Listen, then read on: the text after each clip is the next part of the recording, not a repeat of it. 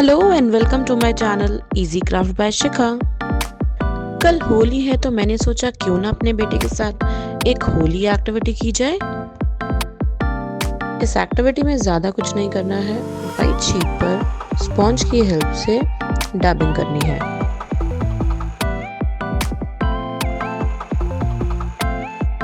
इस एक्टिविटी से बच्चों की फाइन मोटर स्किल्स डेवलप होती हैं, हैंड आई कोऑर्डिनेशन डेवलप होता है और साथ ही साथ आप कलर रिकॉग्निशन भी करा सकते हैं।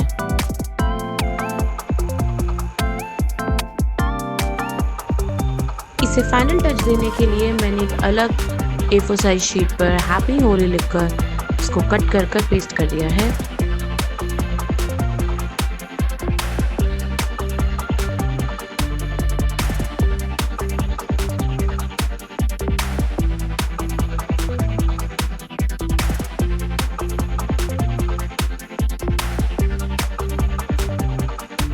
Wishing you all a vibrant and joyful Holi. Bye bye. See you in the next video.